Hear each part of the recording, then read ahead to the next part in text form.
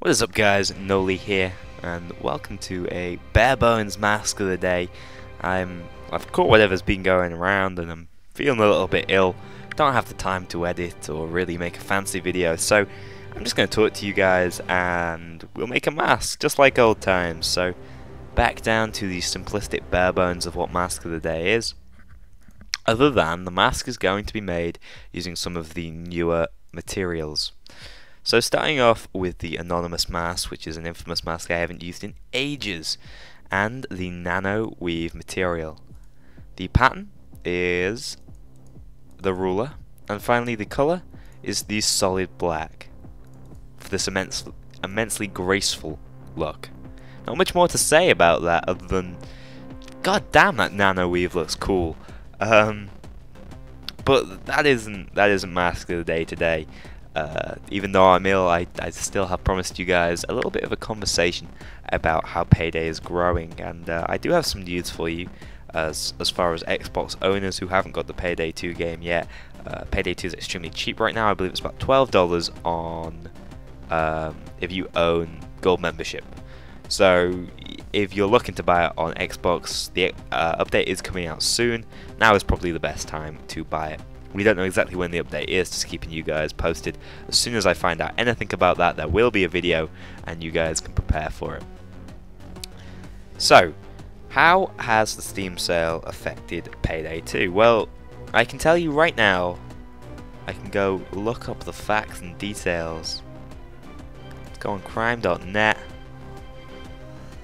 There were 30,000 people online last time I checked, just under that now.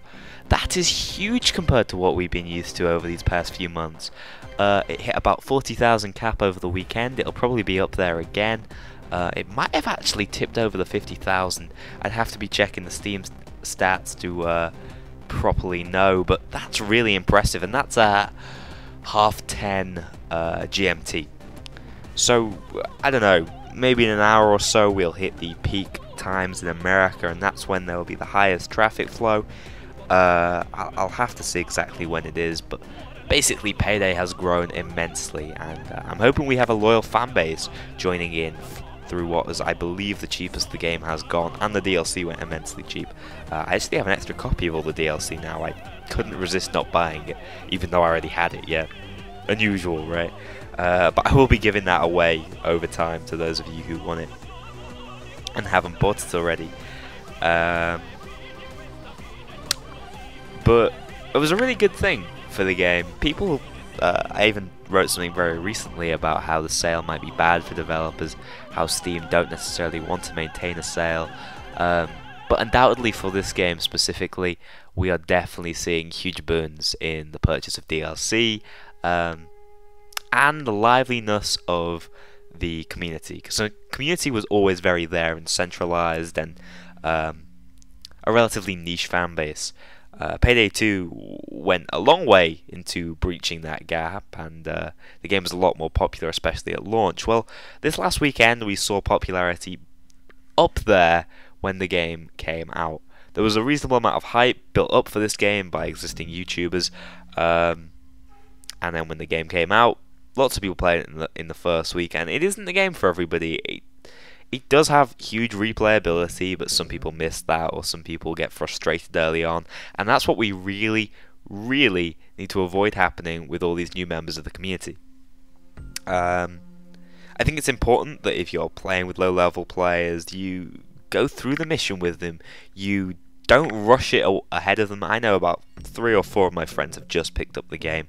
I've been playing a lot with them, trying to slowly ease them into the game, help them to understand the mechanics, trying not to rush ahead and complete the mission unless that's what they want. It is important within the game. Once you hit around about level 30, you become more independent, I should say. But it's important you help people reach that level, the level where they can start enjoying themselves, start picking up guns, and don't forget, the developers have made it quite difficult for new players picking up the game. As it is, Payday has a relatively steep learning curve, some mechanics that aren't immediately apparent, particularly around the pages. People often don't understand that. Hoxhood really goes huge distances to breach that issue of communication and understanding between the audience, and that's why I really implore you guys to download that. But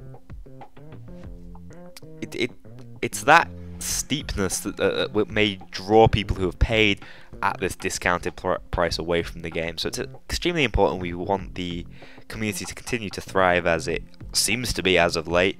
That's a really large active player base that we should all be really happy with, because bearing in mind this game is coming up to its year anniversary in the next few months. That's really good. It means the game has gone from strength to strength and has continued, if not improved, its fan base, which is always important for a game with another 12 months of DLC coming out.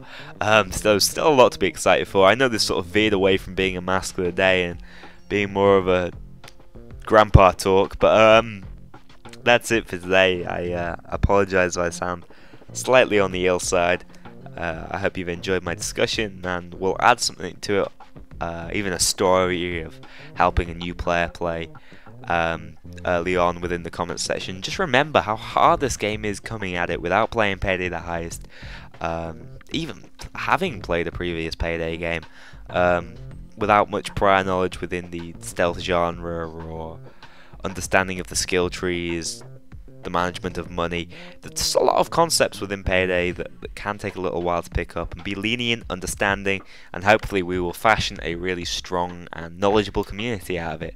Thanks a lot for watching, guys. I will see you all in the next one.